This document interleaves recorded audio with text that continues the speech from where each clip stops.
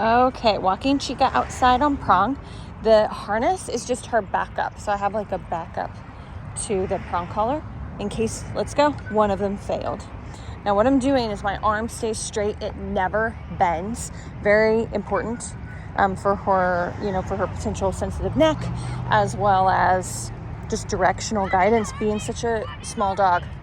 This is what she's shying from a little bit. Those kids kind of came running, so she just slowed down a bit. And so before she gets the chance to stop again, they hit a ball over here. Sit. Down works too. Good. Sit. Chica. There we go. Good job. We are working on her not popping up. If there's nothing going on around us, she's much better. But if there's a lot going on, it's much harder for her. Chica, sit. Good, and down. Excellent. Good job. She's watching a spider. She can see everything being so low to the ground. Let's go. Good. So that noise, you heard that ping. She hesitated a bit. So my arm goes stiff. So it kind of just tugs itself. Let's go. She's so little. Good. Sit. Down. Good job. She's so little that I don't have to really do much with my arm. I just kind of stiffen it, and then it does all the pressure that it needs. Now here's the thing. She was hesitating to potentially stop dead in her tracks, right? So I pushed her through that, but then I quickly stopped her myself.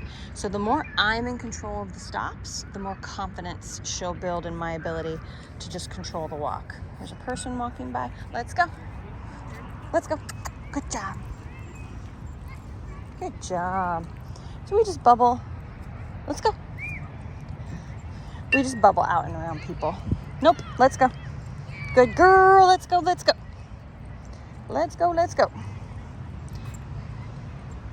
Sit. You got something stuck to you? You're so sensitive to anything touching you or your feet or anything. Sit. Down. Good. No leash needed. Excellent job. Now, eventually I'll get to the point where I'll stay stepping on the leash so she can't get back up. But I just don't feel like we're there yet. She's very challenging. Very challenging to do this kind of stuff outside. Down. And so it's been really hard for her. Put your little booty down. There we go.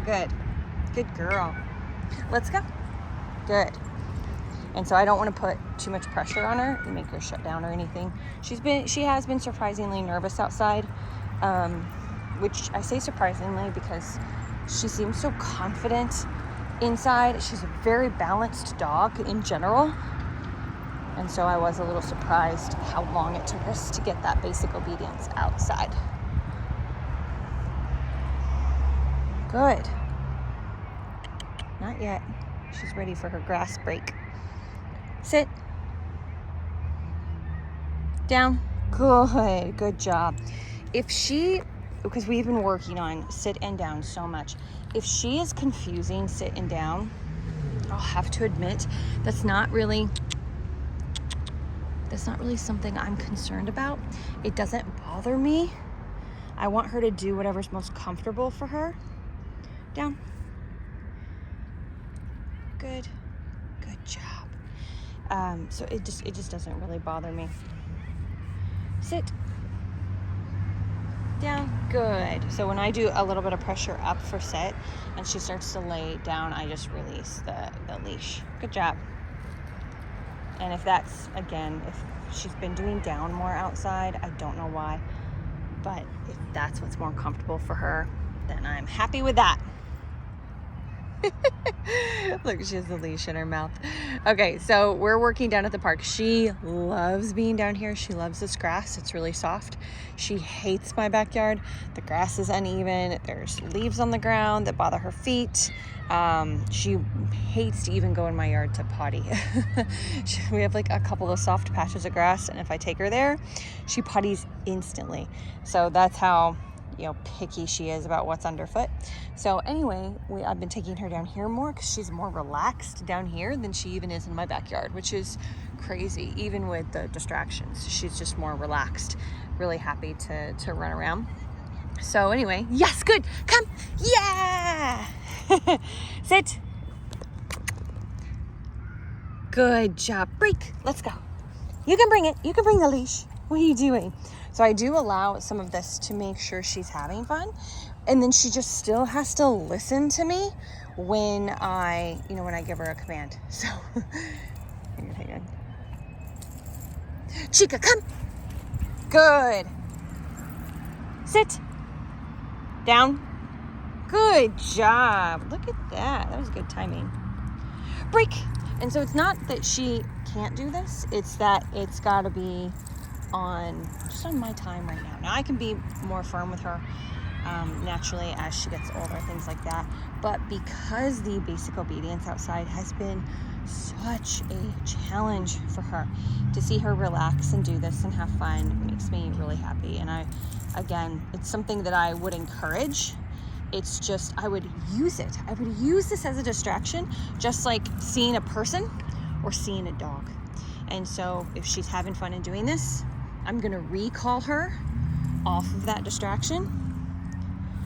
Get it. There you go. Good. Chica, come. Good. Sit.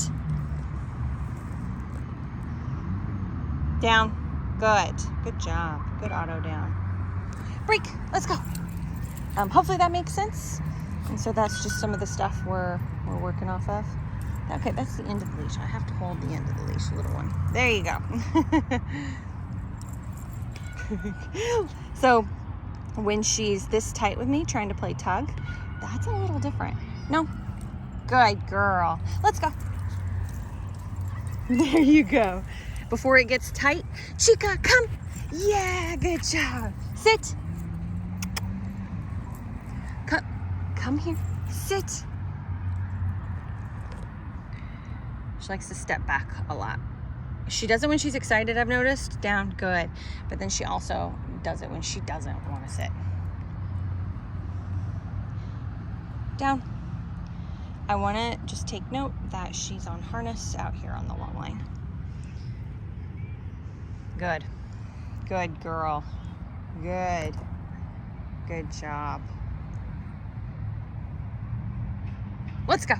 Yeah.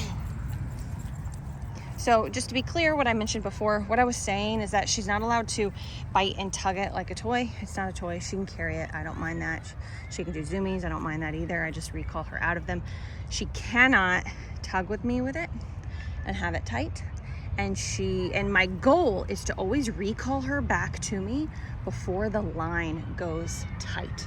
That's always my goal.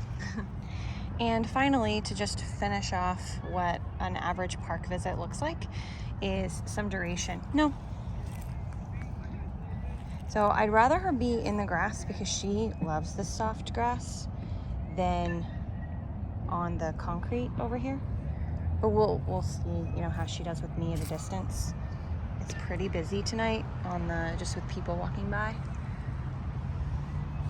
Good girl. And 2 to 15 minutes, no, we just hang out. Down. Good. And we're still just on pressure, like there's no real major accountability yet.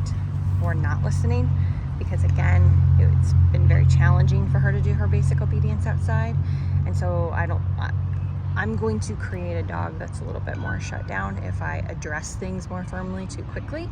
For now, I want her to feel good about what she's doing because she has made a lot of progress for her, for her mentality of how she feels about being out here. But this is great. She's better at the park than in my backyard and on her neighborhood walks. So that's not uncommon. Being out here in the open air where she feels like there's room to move away or move towards as she feels comfortable is really valuable to build up good habits.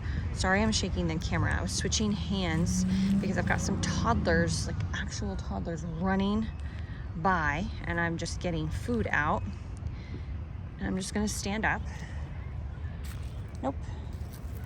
She thinks we're going somewhere. Again, just practicing staying in and down. Good.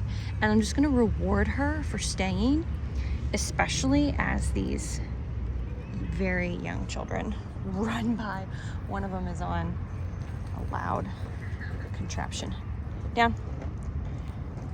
Okay, so I'm just gonna tighten it up a bit. Down. She's resisting. That's okay. I'm just gonna hold tight for a second. I'm just on harness. I'm not on prong collar, so I don't have a ton of leverage. Good. I guided her a bit. There we go.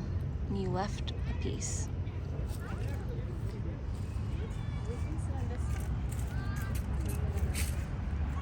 Let's wait just a second.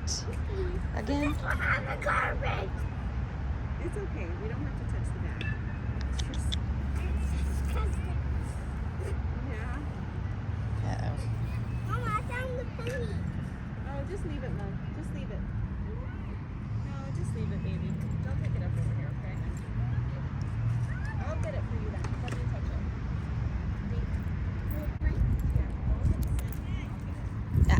No. Good. Good girl. That was a little pop. So why did I switch from guidance to a little pop? Because of how aroused she got, how excited she got. Good girl. Down. Good. So this isn't nerve-wracking for her, like the contraption that the toddlers were on. It's like one of those cycles that were really loud on the concrete. This is pure excitement, wanting to say hi to this little girl. Good. So I switched to more leverage. Good. And I'm just rewarding quite consistently for staying in her down.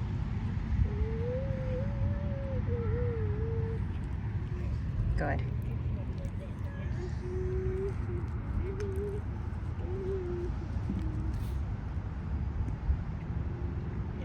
Good job. Look how much calmer she is. So now we're going to move on. Let's go. Good. Good job.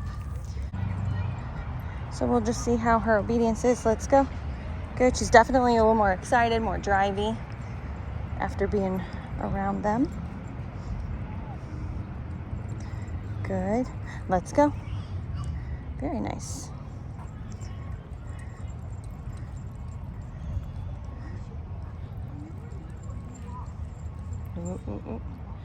So anytime I want her to slow down, I slow down as well. Good. And then I can slowly get back up to my regular speed. Let's go.